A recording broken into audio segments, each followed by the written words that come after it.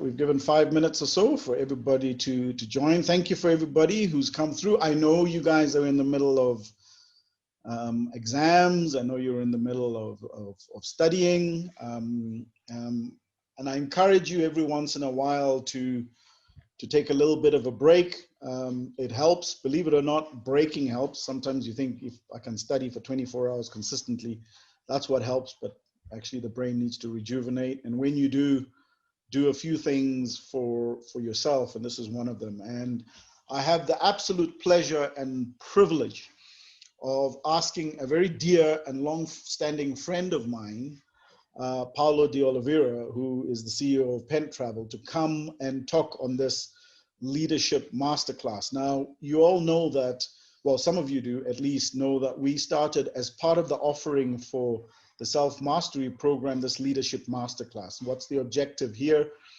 The objective here is to give you a view of certain sectors and industries in terms of understanding what's going on, as well as to give you a little bit of insight into some of the individuals who are actually on those. So the first one we had, for those of you who attended, was with my wife, and we were talking about the financial services sector. And this time we're going to talk about, and I brought, it's not really a sector, but I just brought a couple of things together to create an industry, which I think is significant, which is tourism and travel. And Paulo, because now, Paulo, I was trying to find, because you've done both, right? So, so I was meshing two together so that you could understand the sort of extent to which Paulo's dynamics are. Now, the reason why he's a good and dear friend of mine, because the very inception of Value Ed back in 2007, the constructs and the thinking of it were him and I together. We started it and we ran with it for quite a while. And Paulo grew in his professional career, rose to the heights, the dizzy heights he's at now, but he still plays a very active role in my life in terms of encouraging, supporting, and really giving me the kind of stimulants that I need to keep going. And that's why it's actually survived since 2008. If it wasn't for him, this would be a dead shell of an organization. So I really thank him for being here. I really thank him for being around and being a good friend too. And what we'll do now, Paulo, welcome. Welcome. And we've got a few here. I didn't expect to have this many. We've got a few people here to listen to you, and I know Paulo's sister is also here too. So welcome to her, and thank you for coming in and supporting your brother. And yeah, I'm really excited about this. It is the second one that we're doing. Of all the programs that we've done, I would say this is the one that kind of lags a little bit, because the others we've all done 2 or 3, considering we've only been running for about 3 months, but this is now the second one. So welcome, and over to you, Paulo. I think you're just going to talk about the industry for a few minutes. And then what we'll do is we can sort of fire some questions, and then fire some questions from some of the budding audience. Are you comfortable with that? Okay. I'm privileged. I'm the one that's privileged. Thank you, Vic, for that introduction. It's awesome. Thank you to all the students for your time. Like Vic said, it's difficult to find that little gap. And so the pleasure is really mine, really, to be with you and virtually meet you. Excuse the pun. I want to start off just saying a bit about me, so that just a bit of a personal background, so that you know who Paulo is. A bit about, I'm basically the luckiest dad in the world. So I've got a beautiful 5-year-old. He's an aspiring Ronaldo.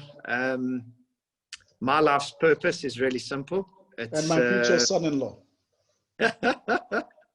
My life's purpose is really just to turn my little guy as a young canvas into a priceless, invariable Picasso. Basically be a portrait of my best that I am.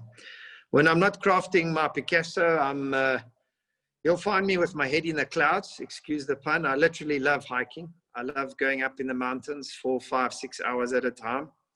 I really enjoy the thrill of mountain biking through the forest and trails. And to relax, very seldom, very scarcely fit in a full round of fully handicapped golf. That's what I rely on. I was born and bred in Joburg, in Regent's Park, in Joburg South. It's close to Rosettenville, any of you know.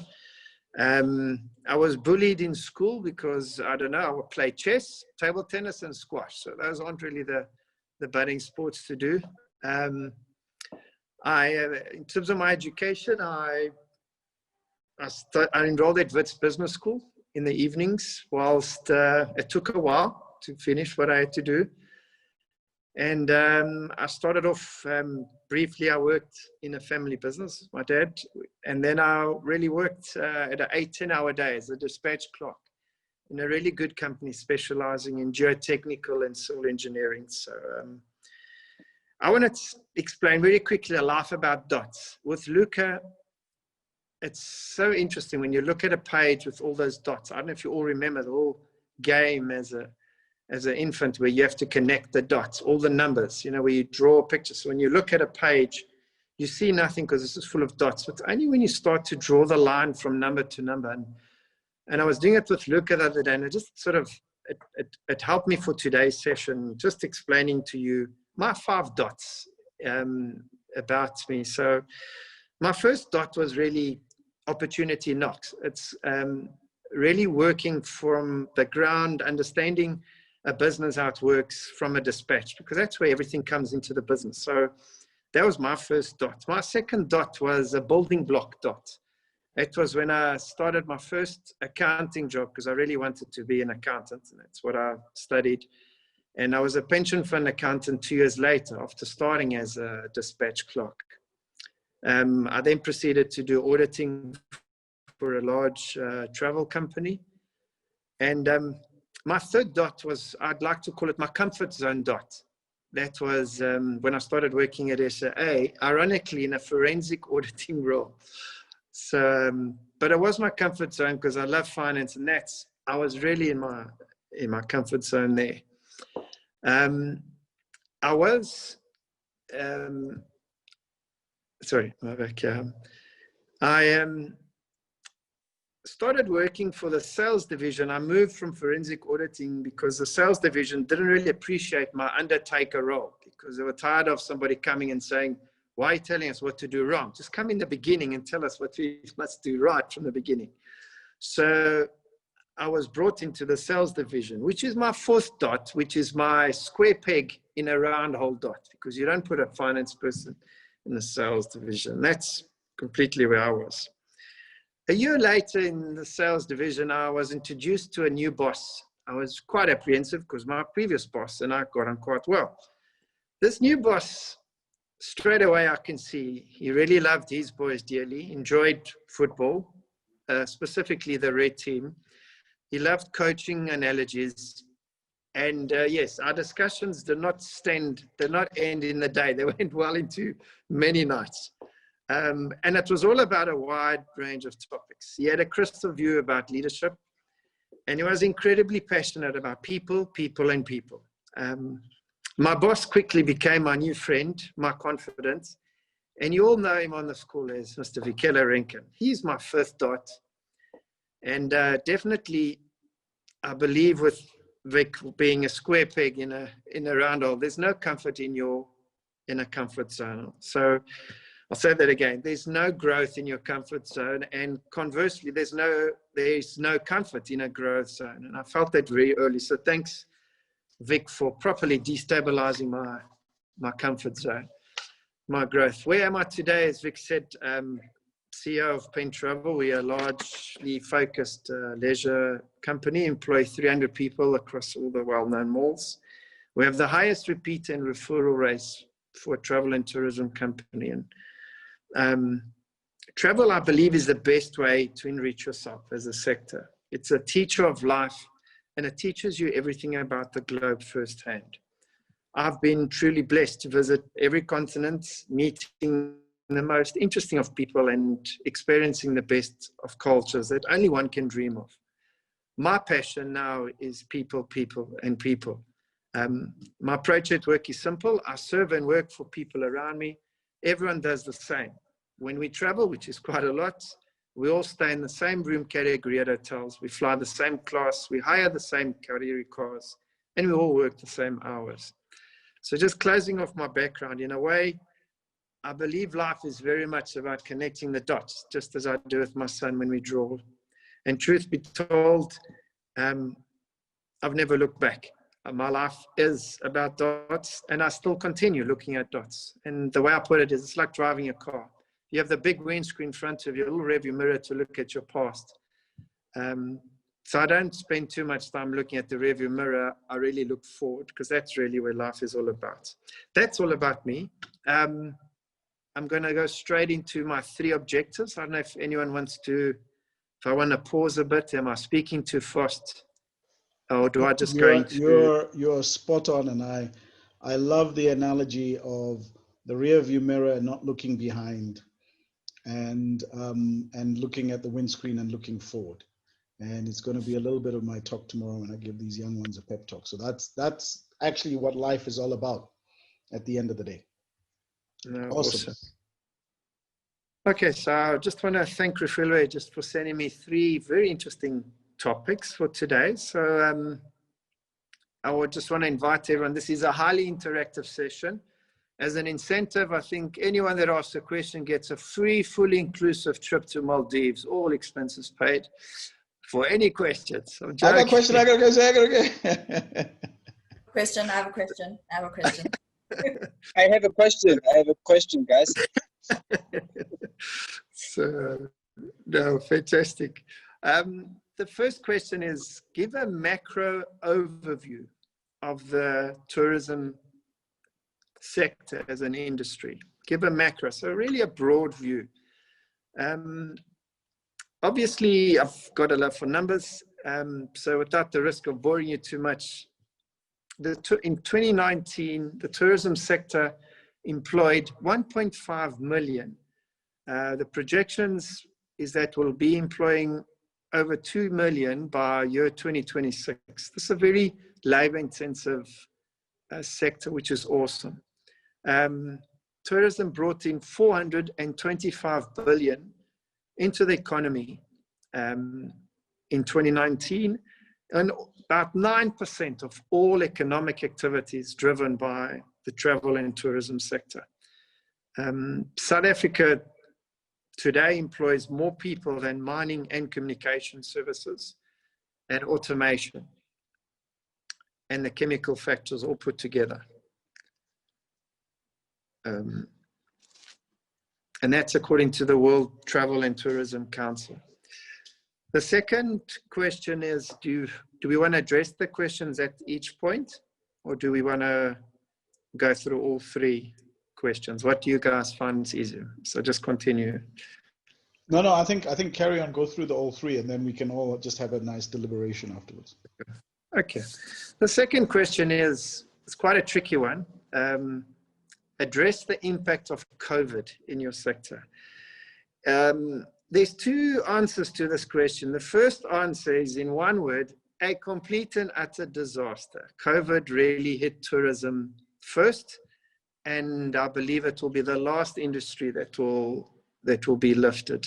But that said, I do want to say that even now, even in the tourism, the way we are now locally and globally, tourism is still the largest, it's very, very huge tourism industry. And I just want to touch a bit about South Africa, what we have to offer, and why I believe unequivocally why South Africa and tourism will last, without a question. South Africa's got a very advanced infrastructure.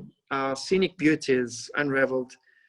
We have a really awesome, warm client year-round. Our cultural diversity and our people and our value for money as an experiences have made it one of the world's fastest growing tourism destinations. COVID has not changed any one of this. The second part is really tourism is a modern day engine of growth. It's one of the largest industries globally and continues to grow. And in addition, it's an awesome industry because it's a labor intensive industry. Tourism holds the potential to drive also a lot of exported earnings in terms of what we do.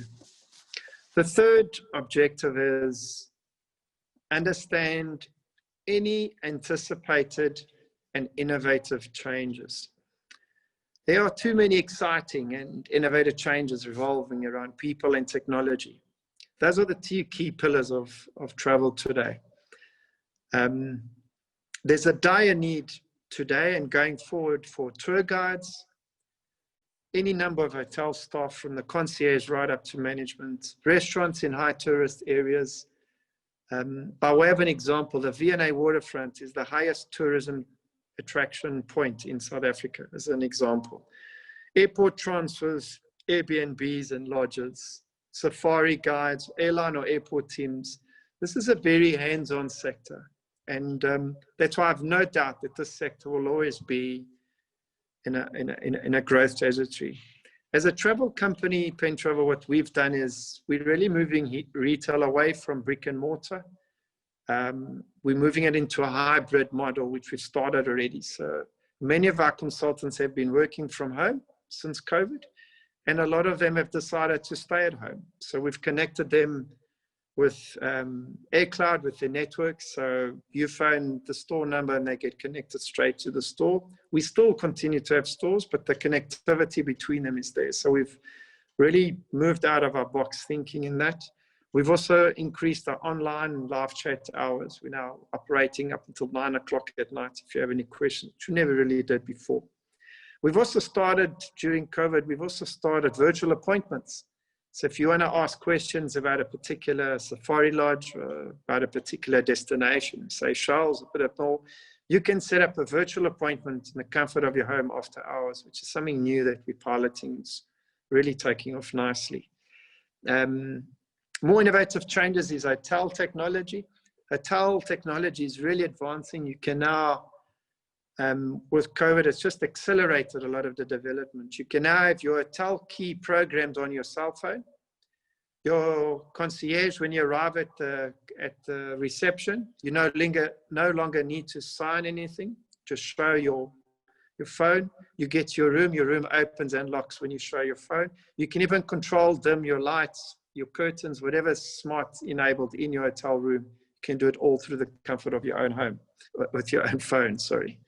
So the technology in hotel is really exciting. So even if you, in a tech way, travel and tourism is really, really up there. Airline technology is also advancing with many self-booking tools and ancillaries. Everything is going really paperless. You can now, from your phone, book whatever flight you want and select how many bags you're taking on board, what food you want to eat, what additional service, what Wi-Fi bundle you want to buy on board. You can do that all from your phone and directly with all this airline tech. We've also started virtual destination dives. So like coming up next week, we've got a cruise liner that's hosting us, and they virtually take us into a cruise line, to a cruise ship. And they really show us how it is to cruise, virtually from the comfort again of your home. So it's something we're also piloting, which we're doing quite nicely as well. Tourism, yes, COVID has impacted us, but we've been impacted before. We've had swine flu, we've had volcanic ash in Iceland. A couple of years ago, we had Ebola. We had SARS in the East. We had 9/11. And there's an old saying that everyone keeps saying, they say, this too shall pass. It's more, I don't really believe this too shall pass. It's more like people need to adapt and change for this to pass. And I think that's where we as tourism specifically is excellent at it. We adapt really, really quickly. I want to just end off this on a quote that there's really no touch like the human touch. And as South Africans, we have this warm, friendly, accommodating part about us. We're well positioned with our humbleness and our friendliness. So I just want to close with some thoughts about the tourism sector. South Africa continues to focus on business tourism. South Africa is among the top 15 long-haul business destination globally. We are the top business event destination in Africa.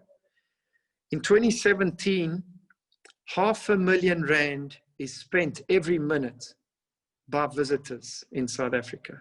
500,000 rand every minute throughout the entire year of 2017. That's obviously grown exponentially.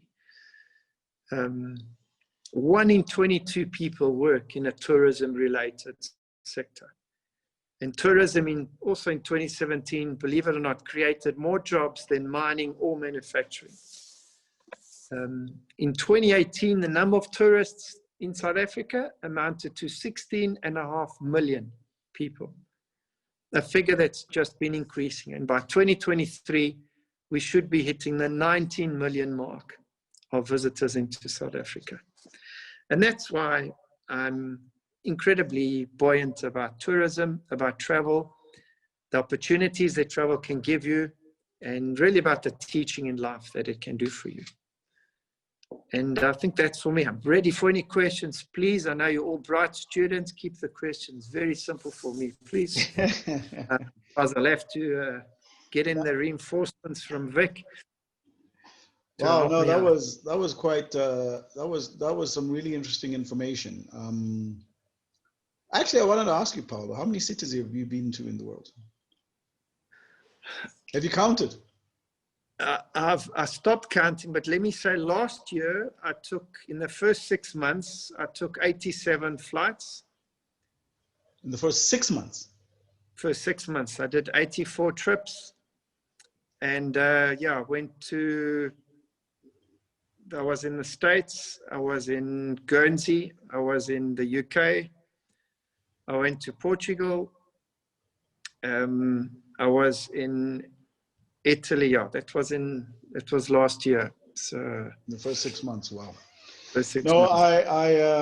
I know you love it. I know you really, really enjoy it. And you know, just as you were talking there, I was just thinking that, particularly for the young students, in terms of when they are thinking about what's fascinating about what you said, and we need to get you on the career podcast where you can actually just spend time talking about your career in more detail. But what's interesting that you said is that you come from a financial function, right? Jumped around, but even ended up in sales as a finance person, which, yeah, as you said, you know, that's a square peg in a round hole. No, you know, but one of the great things that you did was you then ended up in a sector that you love. I know you love travel. You couldn't move you out of travel if you tried, right? So, and that's where you've actually decided to build your home. So, which is fantastic. And you know, all of a sudden we've got like loads of questions, which is never really the case. So, Hilman, allow me to do the honorable thing and say ladies before gents. So, Hilman. Oh, is it me first? Thank you. Well, Paulo, so I actually come from the hospitality industry. Did hospitality. So, you know, I have 1,000 questions for you. First, how do I get your job? Because I also want to travel. Yeah. I also want to go to that many cities in 6 months. But I think, you know, what I really am interested in, and I know this is something that SA Tourism, you know, CISA, when he joined SA Tourism, was really trying to push, and that is, you know, domestic tourism. You know, we as South Africans, especially as young South Africans, you know, when we first get our first jobs and we get our credit cards, the first thing we think is, you know, save up for that trip to the Maldives. You know, I want to do Bali. It's everything that you're seeing on Twitter, all these beautiful pictures. But none of us is actually saying, let me go to God's Window, let me go to Durban or Limpopo or whatever the case, you know, any other city in South Africa. How do we really change that culture, really push South African tourism? Because I think it's so important. I'm one of the few people that I know that really wants to travel, you know, their own country first before I go and see the Eiffel Tower or whatever, you know, other cities there are there. And I think it's very important to drive our own, you know, tourism. You've spoken about how many people are expected to come and visit our country, but are we as South Africans, especially young South Africans, really visiting our cities, and how do we change that narrative? That's an excellent question. I think it should be done, my opinion is really, I think it should be done really from a like a senior high school level already, where, you know, I know, you know, to have like a sponsored by SA Tourism, to have like, you know, have students go to a particular area, sort of like a tourist hotspot, like a God's Window, Pilansberg, the Waterberg, somewhere relatively close to where they are. I think if we could have a program where even if the students stay over for one night, but just to take them out, experience firsthand what a sort of a tour guide does. You know, what does a tour guide do? What does a hospitality tourism, you know, working in in hospitality, you know, what does that do? You know, what do you need to do? You know, you need to wake up early, go to bed late. As a tour guide, what do you need to be as a tour guide? So I think by having these pre-arranged trips, and it can be done fairly inexpensively, and a lot of these lodges are dying to just sort of share what they've got. And for them to help and co-sponsor this with SA Tourism, it would really be, I think that would make a huge inroad in terms of really just planting the seed for, you know, a young teenager really going out to the open, that maybe a lot of them have never really had the opportunity to do so. So it would really help them to see really, I said it before, I'll say it again many times. Vic, you've traveled to many places. There's nothing, the best teacher you'll ever have in life is travel. It will teach you things you've never known. No book will teach you. So, yeah, I think it's really important that, you know, that they could do this, and it's fairly doable. I know the lodges would really help, and I know SATSA is pretty keen. And I mean, can you imagine at a, you know, from a senior high school, I wouldn't say like a primary school, definitely like in your teenage years, if you show someone, they'll fall in love. I mean, sometimes it doesn't take more. You know, there is love at first sight in travel. You know, some people go to one place and say, I love this, it's memorable. And it could be something, it could be a Sun City, it could be a Waterberg Lodge, it could be Hoedspruit Lodge, it could be, you know, it could be a simple hike up Table Mountain, you know, where somebody walks up and says, you know what, I really love, that's what happened to me. When I landed in Cape Town, I said, I want to walk up Lion's Head. It's now become my thing. You know, I had you know, if I have a long day at work, I don't go to gym, I walk up Lion's Head. By the time I get there, I promise you, your mind is clear. You don't want to fall down on the way down. Your mind is clear when you come down. You just focus going up and down. And that's what travel really does. I would start it at school route, definitely from a grade 10 onwards. I would definitely have these pre-arranged tours. Yeah, definitely. Yeah. Absolutely agree. I think when we did it at our school, we had them in parallel with history. So when you studied, you know, everything that was happening in Cape Town, when you studied the Anglo-Boer War, then we took a trip to Durban. When we studied, you know, the history of Cape Town and Jan van Riebeeck, then we went to Cape Town. So I think, yeah, I absolutely agree. And also to do it in parallel with just studying our country as a whole.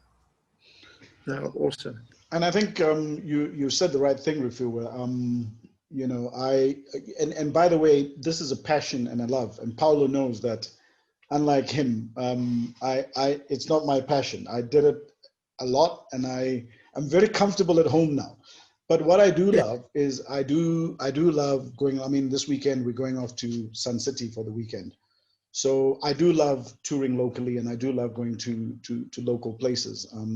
We were up last weekend. We were up in Northwest, etc. It's beautiful, the kind of lodges, the little quaint places that are there. And so travel, by the way, people, is moving from where you are to somewhere else. You don't have to see it exactly as Refuwa said. You don't have to see it as having to go to the States, etc. If you can, you know, go to Magalies. Magalies is literally an hour's drive from here, if not less, 45 minutes. They're beautiful places there that one can go and visit, play, etc., etc. Hilman, you've got your hand up. Yes, Vic, I do have my hand up. Got a couple of questions for Oliveira there. Just give me a sec. I was writing the stuff down though. Questions that are written down before they're spoken. That's a serious question. Now I'm nervous. Not really. So I think my first question to you, I like the fact that at the beginning you were talking about that you hire about 300 people. I think that's testament to the fact that it's a labor intensive industry. I think my first question to you is, how do you create more entrepreneurs, first of all, in the tourism space? Especially looking at the rate of unemployment in this country, especially among young people. Nice question. My second question is, how do the young people gain access to the tourism sector? Because I do not have any information outside of what you are telling me. And why is it not on the TV screens, on radio, on media, or on social media? Because I think I haven't seen it there. Woo! Good luck, Paulo. Yo, that's a proper loaded question, Gilman. Thank you. I'll start with the first one.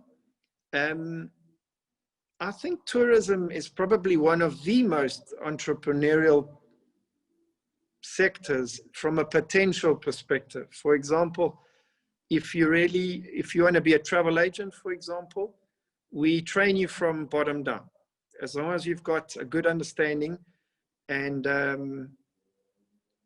we train you from bottom up. It takes 6 to 9 months just for you just to get to understand and grips. Is a lot. It's not easy. A lot of people give up because our industry is predominantly, when you start off, the basics are low and you're commission earner. So you earn a commission in terms of what you do. So it is daunting in the beginning, but once you get the hang of it, and like with anything, once you love it, you do in a way become your own entrepreneur because you set what you want to earn. So because it's a commission-based environment, once you've built up your rapport with your clientele, with your clients, then you are, in many ways, you're an entrepreneur. We've got no cap in terms of what you earn. And I know a lot of our competitors, they work in a similar way. Our industry is very much commission driven. So it's not that we've got anything unique out there. It's just who we are. How do we, I do believe it's such a good question you asked, because I believe in any growing economy like South Africa, entrepreneurship is really the engine. That is the true engine of any growth. It is really having more and more entrepreneurs in any economic growth, any engine where you have multiple entrepreneurs. That economy, wherever it is, it's going to show huge stride. I think travel's also done, in terms of tour guides. I mean, there's nothing better than a tour guide that is locally, that comes from the region, that knows the region. So why would you want anyone else, for example, like a tour guide tracker when you go on a safari game lodge? Why would you have anyone else but a local person doing that? We also have a part of our businesses. We've also got companies that are linked with coaching business. So these huge buses that go around, and a lot of their tour guides, they're also sort of commission earners, and the tips that they get, the incentives that they get from foreign travelers are really significant. So I think we probably one of the sectors, I hope I'm answering your question clearly. We're probably one of the sectors that's more leaning towards an entrepreneurship stance. If I give an example, like in where I started, I was an accountant. So there's no way after 2 years of studying as an accountant, I could go and start my own accounting business and thrive. There's no way. But as a tour guide, for example, or I can do that. If I'm from an area and I start with that area in 2 years, you can become a thriver because your subject matter so much more. The second question is, how do you access? It's quite open. I think tourism, SATSA is very good. We have an association called ASATA, which is an Association of South African Travel Agents, ASATA, it's the acronym, ASATA. On their website, there's programs that you can go on, and a lot of them are sponsored. So there is the industry is really hungry for development of talent. So it's just a question. I really encourage you to go onto all the different websites, the SATSA website, SA Tourism website, a SATA website, or any other recognized travel agency. At the moment with COVID, obviously a lot of companies in the travel game, they've retrenched quite a lot. There's very few travel companies that have not retrenched. There's a lot of airlines that have retrenched. There's a lot of hotels that have, some of them haven't even opened. The one and only, which is a big 5-star hotel in Cape Town, only opened today. They've been closed since March. Now we're talking a big mega brand, and they only opened today. So I think right now, Gielman, it is a testing time. I think between now and but definitely the wheels started turning. There's green shoots. I was chatting to Vic earlier on the call. There's definitely lots of green shoots. But for employment, I'd say in the next 3-4 months, it doesn't look too positive. But in 2021, I'd say the latter half of 2021, the industry will start thriving again. I hope that answered the question, Gielman. It's a good question. So they're very tough ones. It was. It was. And I think you're right, Paulo. You know, as I said, you know, last weekend we took our first trip away. We went up north. We went to Klerksdorp. Very fascinated by the town. Very geared up for tourism. Beautiful. You'd be surprised. I mean, but you wouldn't be surprised because you probably know it. But people would be surprised just the amazing little guest houses and the kind of service that they deliver. But I must admit, I was nervous. I was extremely nervous. I told my wife from the beginning I was nervous. It was a family occasion, and that's what made us go. But the manner in which the industry is handling this, I think, is phenomenal, and I think it's completely underplayed. In terms of how they're, you know, really going to the extremes of ensuring that they are implementing what's necessary to keep people safe. So for me, my takeaway was that yes, things will grow and they'll grow well, but 2, we need to just get out of a little bit of our anxiety place in believing that, but still, you know, still be safe, but understand that there's certain, my parents, my in-laws, my wife's parents flew up from Cape Town to come here, and they're in their late 60s and early 70s. So, and they're still fine. So yeah, it just goes to show. Vic, if I can just add a bit, you know, when we started the lockdown 5 and then we went to level 4, one of the first industries that opened up was the mining industry, and they weren't open for long. And they were shut down quite quickly because they had outbreaks within the mining industry, the sector, very quickly. And I think tourism learned from that. You know, we had the benefit of standing from back and really looking how, and it's not that they didn't have. I mean, my sister works in the mining industry. She works for a large mining company. But the breakouts that they had, obviously the protocols weren't really at that scratch, you know, in terms of the testing. So, and she was telling us, she said, you know, people from HR to any level within there already. So with tourism, I think we value how important protocols are. And that's why we're so strict about it. That's why, I mean, we've got our own app that goes around that's linked with TBCSA, Tourism Business Council South Africa. It's another good website to look at. And TBCSA, they have a website that if we hear of any hotel or any tourist activity that's not adhering to strict protocols, we actually report them.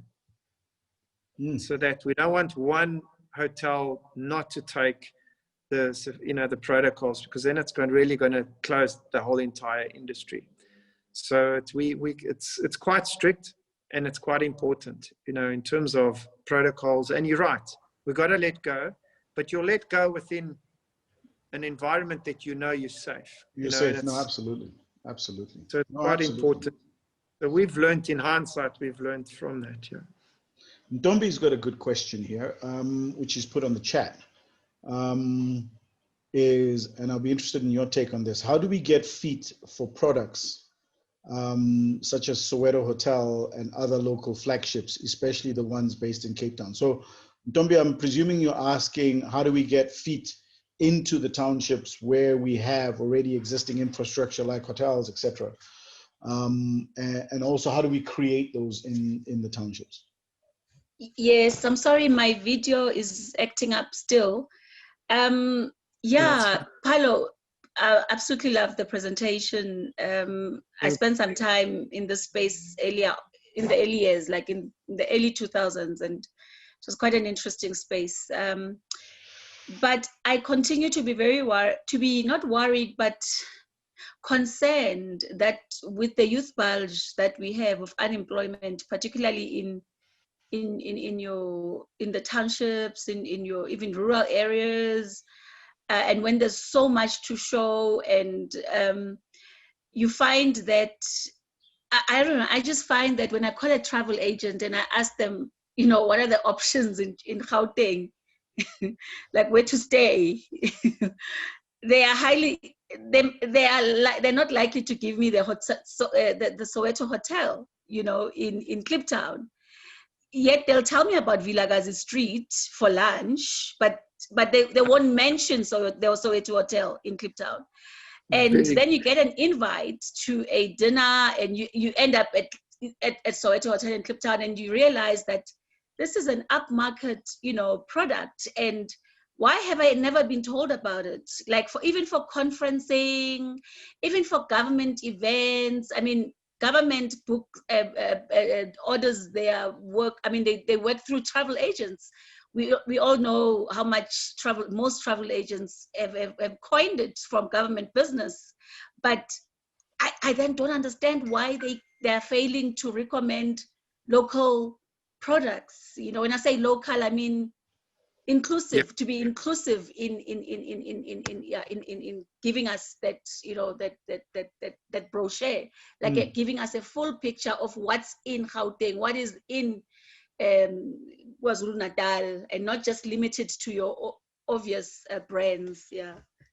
Good question. That's an excellent question. It's probably, you used the word carefully, but you said it right. You're concerned. And you should be concerned, because if we do not, Hillman's earlier question asked, how do we create more employment? This is actually one of the answers. It's by having very organized, very clean, doesn't have to be fancy, well-serviced, well-attended hotels in the area. That's actually what you need. And if you have a local operator, it works even better, because they know the area well. They know the history. They know, I mean, who better to tell? You can't really teach somebody that's come from these areas, because they know, they've experienced it. So it's a hard question, Tommy. I think it's definitely not representative in terms of the way it should be. And I don't really know the real answer, besides the larger hotel chains. What they do is they place a lot of emphasis on training, marketing, and they are very big by nature, obviously, as we know. So they get their properties sort of more out there in terms of the market. So I think, for me, the first step is to have these little hotels that are really well serviced, really, for me, their biggest challenge is how to get their name out there, how to go to like, we solely leisure focused. We don't do any corporate work, or we don't do any government work. But for me, it would make sense for them to go to, big, Bid Travel or Tourvest, American Express Travel, that they could say, look, you do a lot of corporate travel or government travel, then why don't you select these range of hotels? I would like to see, my wish would be, it's hard for one hotel to make a big, there's, I think, last year there was 4,500 travel agents registered in South Africa. You cannot get to 4,500. But I believe if you can have like a group of smaller hotels that don't have alone a platform, But if 10 of them can get together, bearing in mind they might be competitors to each other, but if they all band together in a certain area, it will be a lot better heard. You know, if they can get together and say, look, we're not one hotel, we're actually 10 or 15 hotels. This is our area. We know it better. We've got X amount years of experience. Look at the photos that we have of our property. This is the standard. You're welcome to come and test us and have a look at our venues. And I think that would be the easiest, simplest, fastest ways for one small player to get together and then present themselves as a united front. Absolutely. I would like to see something like that. I mean, it would really help. I think alone, it's tough. No, really tough. I was going to say and it's tough alone too, Paulo, and you know, having spent a bit of time in this industry, the frustration, Ntombi, the biggest frustration about South African tourism is its fragmented approach to tourism. Yeah. Particularly internally, with so many departments and not departments, so many parts of organizations that are really, you know, what I call servicing themselves. So we're not skilled at destination marketing. So we're not marketing South Africa consistently and then inviting people to the different parts of South Africa and then inviting them into the centers of those different parts of South Africa. KwaZulu-Natal is competing against Cape Town for tourists, which is competing against Johannesburg for tourists. And then internally within those infrastructures, each of the different hotels are competing with each other, etc. And I'll just mention an experience that I had, and I was actually talking about it the other day, which was one of the most phenomenal experiences I've ever had traveling anywhere in the world. And Paulo, you probably attest to this, was one of my trips to Singapore. I decided, let me do the touristy thing and just go and see a bit of, Singapore. And Singapore, by the way, I think there's a population of 6-7 million people. The only industry that they have is water and tourism. That's it. They don't have anything else. And when I was in the hotel and I walked to the reception and asked, I'd like to take a tour of Singapore. The only question they asked me was, how long would you like the tour to be? Half day, full day, etc. And I said, look, I've got a day, so let's have a day tour. And they said, that's great. Thank you very much. And I said, okay, is there anything else I need to do? They said, I'm used to people saying, well, Ntombi, I'm used to people saying, well, where would you like to go? And what would you like to see? And no, yes. They just said, at breakfast in the morning tomorrow, we'll pick you up and we'll take you on the tour. And by that, they then started driving. There's literally a prearranged plan to drive individuals into the different parts of Singapore. So you get to see the city of Singapore, but you also get to go and see the sort of outlying areas of Singapore. You go to see the infrastructure and their industries. You even get out of the bus in places where they make you buy jewelry and all that sort of thing. So it's all heavily integrated in one. Yes. And right now we don't have that. So the little Soweto hotel is going to have to fight for its own space. And Paulo's got a very good team. But the only way to fight and be loud is to try and, find other people who are wanting to shout and be loud. And but that's a story for another day. But it's important that we get a more cohesive approach to this. Yeah. We've still a little bit of time. Any other questions? Sorry, Ntombi, you want to say something? Because my thing is that, and I'm sure you've seen this, Paulo, is that you get the young ones that take on these courses in hotel management, and most of these offers, the course offerings, come from private institutions that then promise that they will, help them get jobs abroad, and then when it's time for them to get those jobs abroad, they have to pay so much money to be able, it just always sounds like a scam, But the reason why the youth ends up in that situation is because we in South Africa, I think we're just not organized. We're not ready for them. Like, it's sad that they actually have to resort to leaving the country when their own country has so much to give, and you know, we can actually give them enough jobs because we have a beautiful country, a beautiful offering. I mean, if No. Uncle Vic was able to go to Singapore and just be sold water and the sun or whatever, we 10 have times so more. much more, you know. And And I mean, when I went to Zanin the other year, Paulo, I don't know if you've ever been to that part of the country. Palm tree country. I mean, part of the world of the country. Yeah, it's amazing, and it's unturbed, you know, and not many people know that there's anything you can do like that. But that if Zanin can be that interesting, so I really hope that one day the industry could just work a little harder in ensuring in being able to provide some sustainable sort of employment and opportunities for the youth, particularly for the youth. Yeah. But thank you so much. Such an interesting sector. Thanks, Toby. I think it's, if I can share with you, I went once to a fair, a trade, they have these trade, they call it trade expos.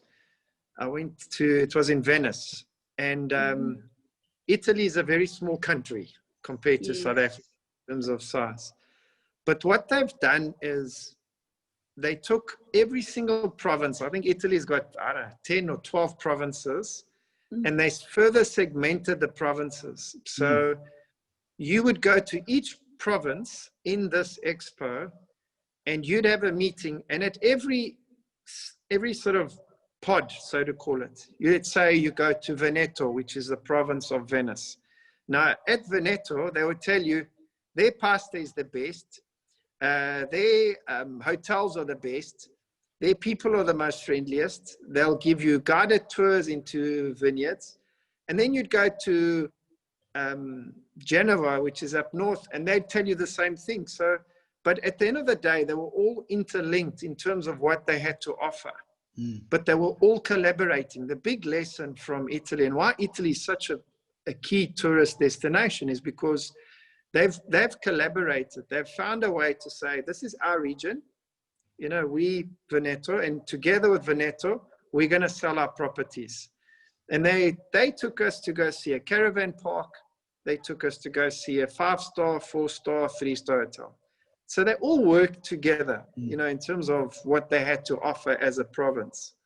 So it was really, so it works. The whole collaboration, as long as you all understand that, yes, you're going to compete with each other, but you are together in this. And that's important, because for an outsider, like as a travel company, it gets very confusing. You can't look at every single offer coming through.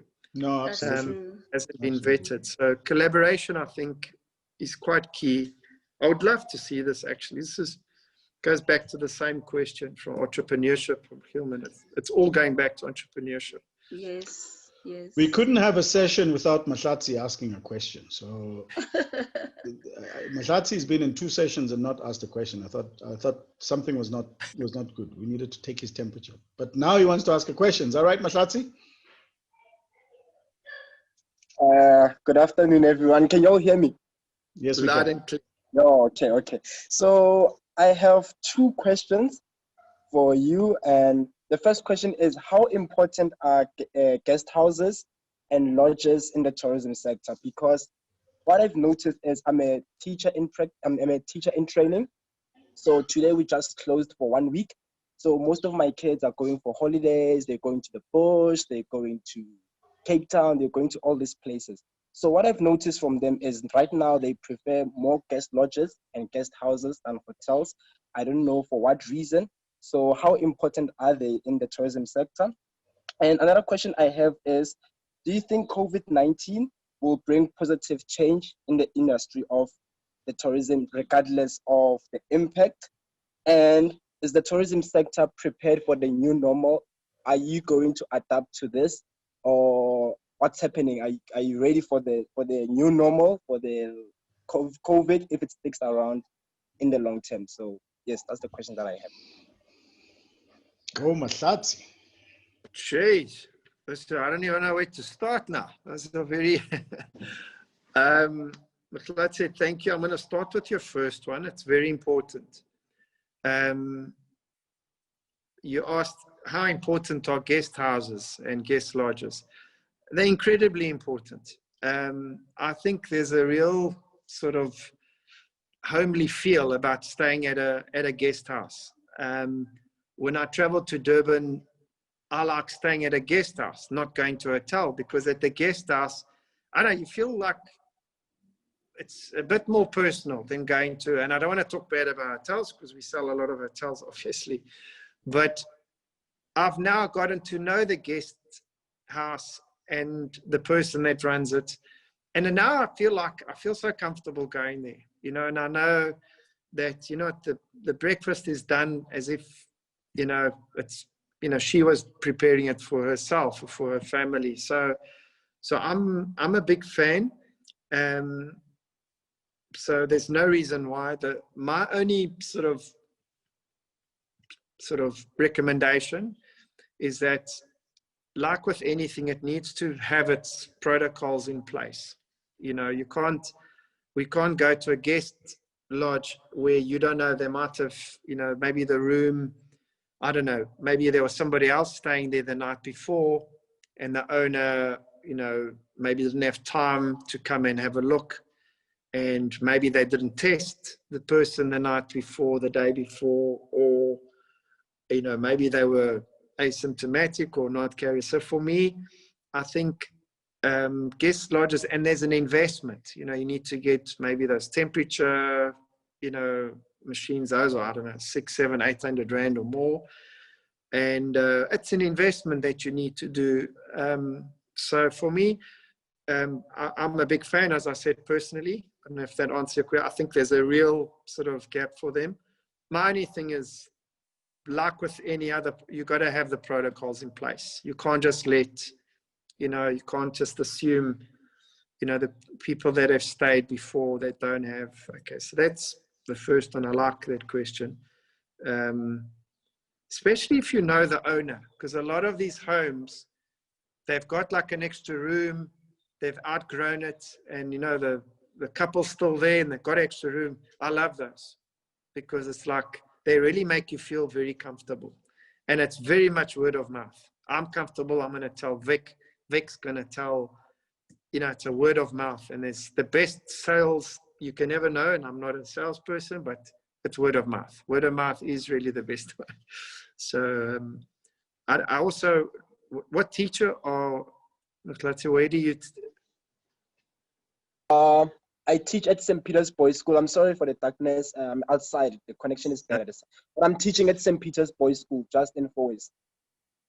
Okay, for me, I just want to commend you on being a teacher. I think I wish I could have been a teacher. It's really commendable to be something that I remember every single nice teacher that I've had. The not so nice teachers, I forget them. But thank you.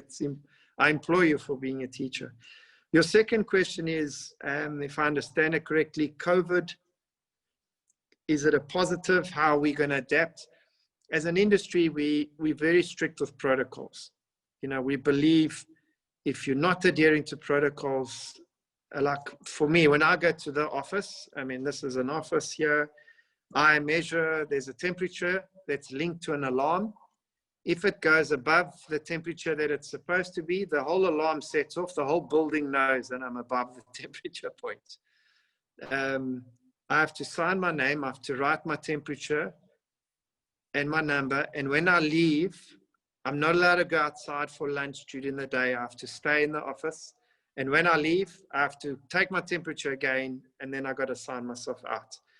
So it's just, but it's now become normal. So it is the new normal. Are we ready for the new normal?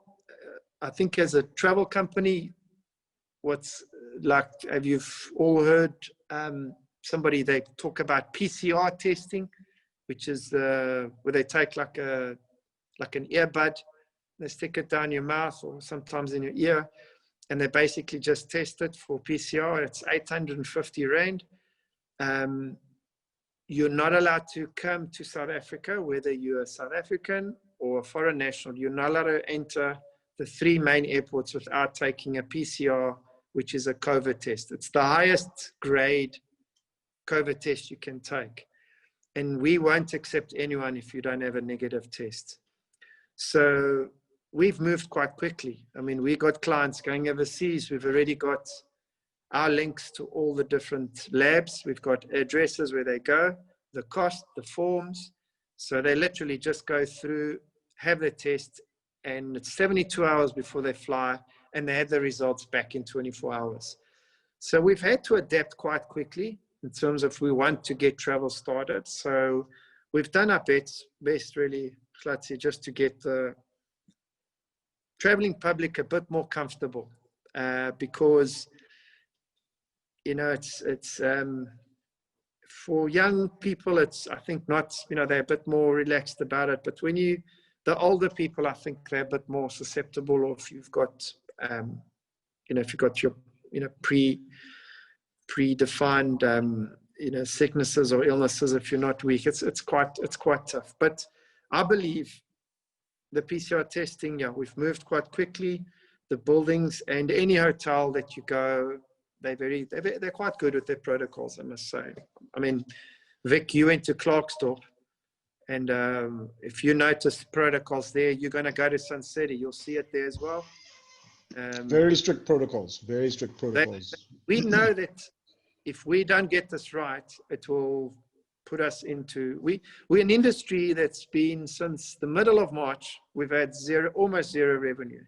No business can run with zero revenue for 6 months in a row. No business. So that's how seriously we take it. We got one shot at this. We got one shot at keeping protocols strict. We got one shot of making travelers feel comfortable. Yeah. By Vic going and feeling comfortable, Vic now will go his second trip. Yeah. Letogo's parents feel comfortable, they'll go on another flight because they've done one. So, and it's about confidence. So yeah, I think for the next, we have to learn to live with COVID, my opinion. And the best way to learn with it is, my thing is, let's make PCR, this COVID test, let's make it standard. Yep. Whether you leave in the country or you're arriving in the country, bring the test with. Just have it done. And it will really just make it a lot simpler. Right now, it's quite complex in terms of what countries you can fly to, what countries can fly here. It's quite complex. Nobody can fly to the States anymore. We got we got one last question. We got 3 minutes, 2 minutes actually, 3 minutes. Okay. Mpumelelo, why are you always coming in last minute when I've already said it's the last question? But we'll give you the last question. Make it very brief. We'll come by force. Okay, so thank you for all the knowledge, Paulo. So this is just a quick question. So now with COVID and lockdown, where everyone is being forced to stay home, would you say that COVID has almost made people appreciate our tourism sector in our country a lot more? And when they come back and when we're able to travel freely, do you think that the industry will rebound even stronger than before, because now people will be looking to experience the sights and things that they were not able to experience before? And just before you answer that, Paulo, there's one more question, the really very last question, which you can wrap into one, and then we will end off, which is from Hezi, and I think it's an important question. Hezi is saying, with a high crime rate in South Africa, what is the impact of crime on the industry, and how does the industry deal with it to ensure client safety? And that's it. No more questions. No, I love questions. It's actually been really awesome. Mpumelelo, I just want to get back to yes. Rufilo's first question that she asked was almost like, why, you know, is SA neglected almost to a point, or why is it overshadowed by going overseas? A lot of, we see now local safari lodges now in South Africa, they've been so reliant on foreigners coming in. And now they've seen now for the first time that locals can support them as well, because they've also priced their properties so high, you know, bringing in just wanting. So it's basically they've priced the locals, us, out of the market. I mean, for example, like a 5-star, a nice lodge in Kruger Park will cost for 3 days in December anywhere between 12 to 18,000 Rand per person. So that's an overseas trip, you know, and that's for a local trip. So, but they did it because a foreigner coming to South Africa, they'd be paying twice that amount. When a foreigner comes to South Africa, and they don't just stay 3 days at the safari lodge. When a foreigner comes here, they want to stay a week. They want to stay 5 days, 7 days. So their period of stay is not only longer, it's also at a very high price point. So it's really got the local safari lodges. And I'm glad to say that a lot of them, I can see them now. You can stay at a really nice place and the price is a third of what it was. So the prices you're seeing now are really like 60, 70% off what they were before. So it's really fantastic. But you try get a booking now in December, the locals have really jumped aboard now. So now they're slowly adjusting their prices, obviously. I guess it's economics, you know, supply and demand. But I'm glad to say, excellent, you're quite right. It's made you value. I've got a friend of mine here in Cape Town. He's an entrepreneur. He does mountain biking tours here in the mountains, but normal mountain biking. With the lockdown, he said he cannot believe how the sport has just blossomed. Because even us living in the Cape, you don't realize how beautiful we have just here. And he said the amount of e-bikes, you know, the battery-powered bicycles, the amount of e-bikes have just like quadrupled. He says there's more people now than he'd ever seen ever before COVID. Because a lot of people just felt, you know what, I can't cycle. I'm not strong enough to cycle on a normal mountain bike. Let me get an e-bike, which gives me 3-4 times the power, and I can cycle for 4, 5, 6 hours. And it's brought a whole batch of people to come in and explore the outdoors. And that's just one person with his own little business. Just shows you how it's made a huge difference. And he said he wants to get an e-bike. He wants to run e-bike tours now. You know, he doesn't just want to do the normal ones, because he's saying there's a lot more people that want to do e-bikes. So I hope I answered the question correctly on that. I think it's a lot. Great question. Crime rate. If there's one determining factor in the whole world, go Brazil, go to Goa, go, you know, anywhere in the world you want to go, crime is the biggest deterrent of tourism, travel and tourism. And South Africa is no exception. What do we do? When tourists come to South Africa, they very much come together, mostly in groups. So they very seldom you see one person coming touring on his own to South Africa. So you see couples or groups of 4, or you have much bigger groups come in. So, Vic, I don't know if on Hezi's question, if I got it right, just in terms of the crime rate. It's sadly, it's one of the, it's the biggest deterrent of tourism.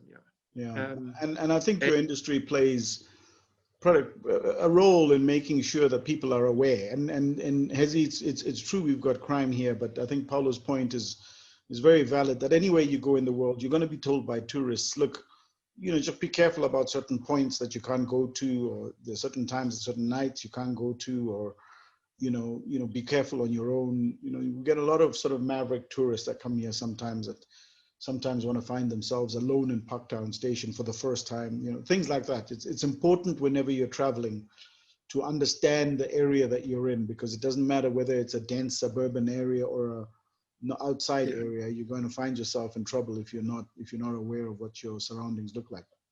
I mean, I remember once going to Italy and being totally surprised at, was it Italy or Spain? Totally surprised at the rate of pickpocketing, and they were brilliant.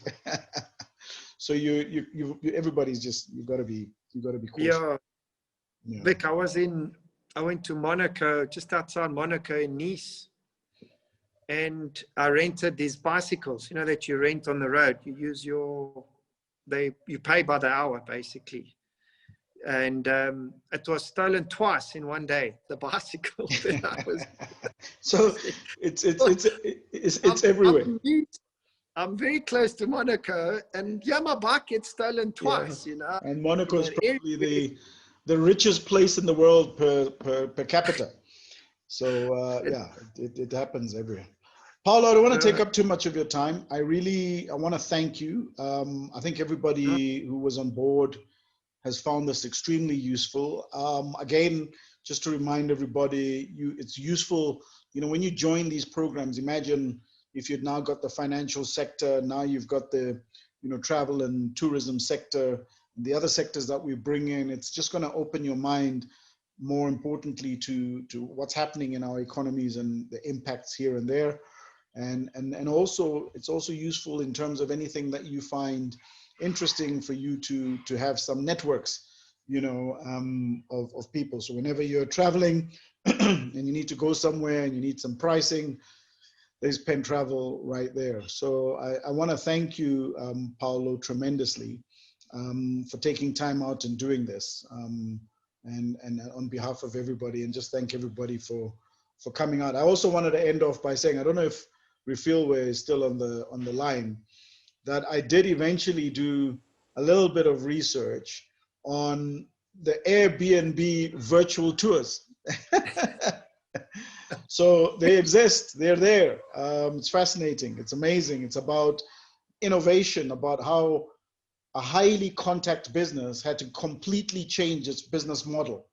And if I'd give you if you ever get the chance, listen to the CEO of Airbnb talk about how they transitioned, you know, guest housing into something that was quite phenomenal. So yeah, so thank you, Paulo. Thank you very much. Thank you for your time. Thank you to everybody that was on board. You were awesome. Thank you, Sandra, if she's still on, for supporting your brother. He's brilliant. Told you he would be. And yeah, thanks very much, Paulo. Thank you, guys. It's been a proper pleasure. Yeah, I'm really enjoyed speaking to all of you, and I'm really proud to be part of this. Yeah. So thank you, Vic. Thanks, Refilwe. Thank you. Really awesome, guys. Thanks for the tough questions, by the way. I thought they were going to be Thank you. Thank you. Thanks, Paulo. Thanks very much. Thanks, everybody.